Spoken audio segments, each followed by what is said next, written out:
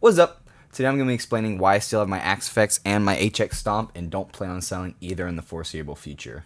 So for context, I got my Axe in around Thanksgiving of 2023.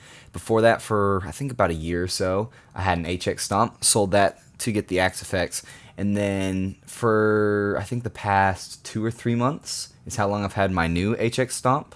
So the reason I got the Axe and sold the HX Stomp the first time is because everywhere that I looked for like the best tone, what seemed to be like the holy grail of tone, was the Axe 2. Then the problem was I was playing live a lot more than I was actually recording stuff in the studio, and like the stuff that I was recording wasn't actually going anywhere. So I decided to eventually buy an HX Stomp, but for a long time I had this big, bulky wooden thing that I made out of laminated pine. And it weighed like 50 pounds. It barely fit in my car. It was terrible. I am not trying to use this thing anymore. This thing is a pain. But honestly, the reason why I didn't sell the Axe is because honestly, there's a reason why it's been the staple for the past 10, 15 years. When you think about some of the greatest of tone, like we're talking Jason Richardson tone, John Petrucci, heck, Metallica uses Axe. There's a reason why they've stuck around. They sound great. Even though I'm not gigging with it, every time I'm recording stuff, I'm using the Axe because it just sounds better, in my opinion, than the HX Stomp. So let me give you a couple pros and cons of the Axe and the HX Stomp to kind of explain why I kept both of them. So first of all, the sound quality. There's a reason why it stuck around so long. It sounds phenomenal. Your favorite band probably used an Axe on one of your favorite records because it just plain works. It sounds phenomenal. That's why it's been coming back and staying as one of the kings of tone. Secondly, it's got great DSP because it is a rack unit. It doesn't have to focus on size. As you can tell, it doesn't even fit in my rack unit. Look at that. Sticks out. It's really stinking annoying. But because it doesn't have to worry about its size, it's got plenty of DSP power. So it's also got great versatility. A lot of people label it just for rock and metal, and yeah, it sounds phenomenal for those. But I've gotten great clean sounds out of it, crunch sounds. It's great. It's not just for rock and metal.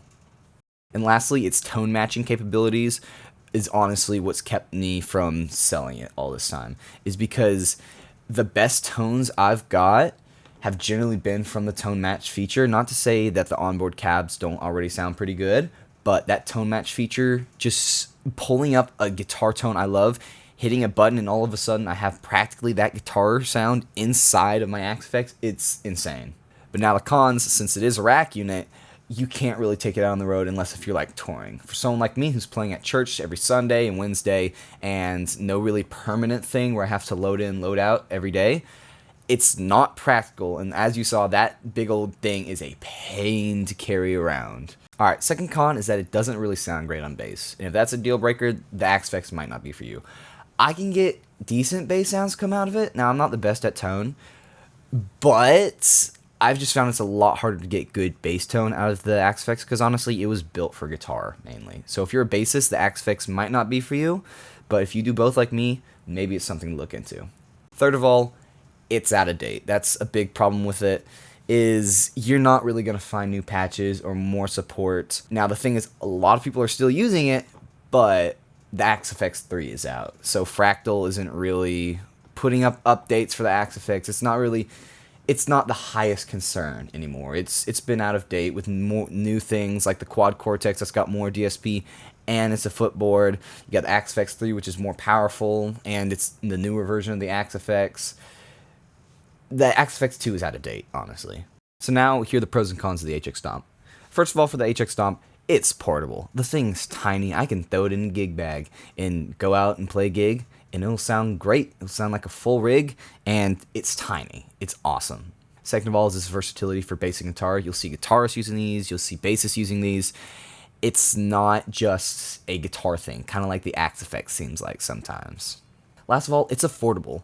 First of all, everybody's got one of these, so you can find one pretty cheap used online. I think it's $450 is what I got mine for both times. They're everywhere, and as opposed to the Axe, which nowadays you can find a lot cheaper because it's discontinued. But when the Axe first came out, this thing was $2,400. Versus the HX Stomp, which is $650, I think now. It's a lot more affordable for really good tones. And now the cons. I don't think the HX Stomp sounds as good as the Axe Effects. I've had people tell me, oh yeah, you can get those rock and metal tones on the HX Stomp. I've tried. I can't get it.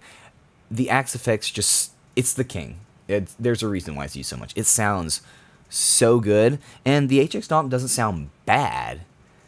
It's just when you have a world filled with Axe Effects and Quad Cortexes, it's hard to be as good. And honestly, for $450, it doesn't need to sound as good. It still sounds phenomenal. It just doesn't sound as good, in my opinion. And this other con is its DSP. When it first came out, it only had 6 blocks. Thank goodness they've upped it to 8. And I'm still, a lot of times, especially for like worship guitar presets, I find I'm running out of DSP all the time. And that's just something with like the Axe Effects I don't really have to worry about, because there's a lot more DSP on there. But I mean, I guess if you're only using it for bass, you're not going to need really that much processing power. You're going to be able to get it done with hopefully 6 blocks or less. So who's the Axe Effects for? The Axe Effects is for the musician who really wants to focus on their home studio and wants it to sound phenomenal, and you're not really taking it out on the road much, and you just want consistently really good tones. That's who the Axe Effects is for.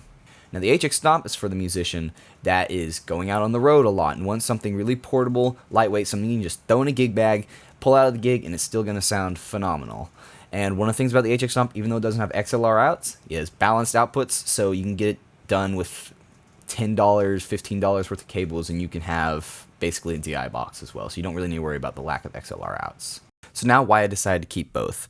So I decided to keep the Axe Effects specifically just because it's always sounded good. It's always gotten me the results I've wanted, and I've gotten professional sounding guitar recordings with this thing.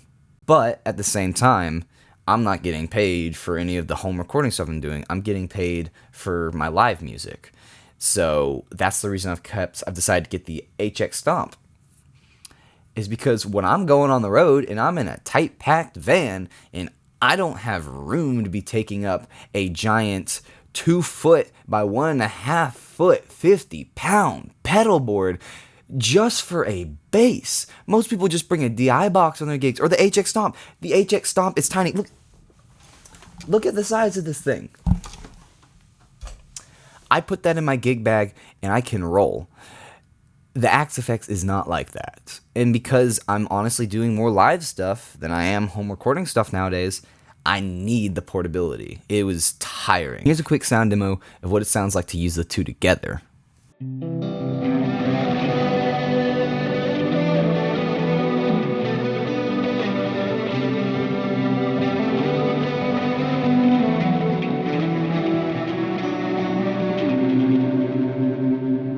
Here's a quick sound demo of just how I've gotten the HX Stomp to sounds.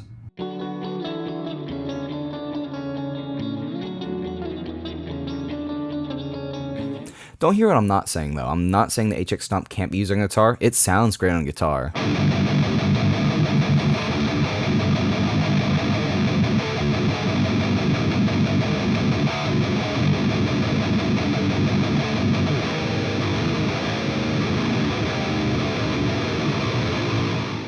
But when you want to compare that with something like the Axe Effects here,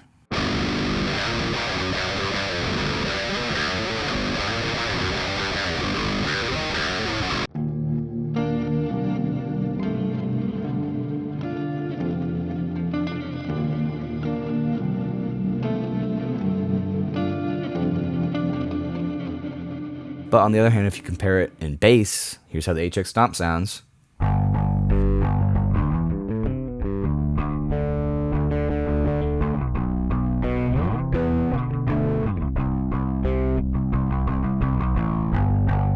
And here's the Axe Effects.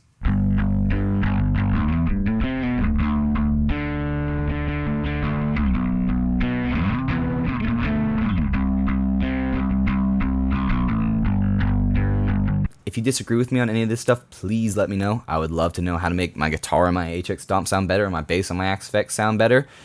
I'm not going to be getting rid of these guys for a while, at least not until I can get my hands on a Quad Cortex, that is.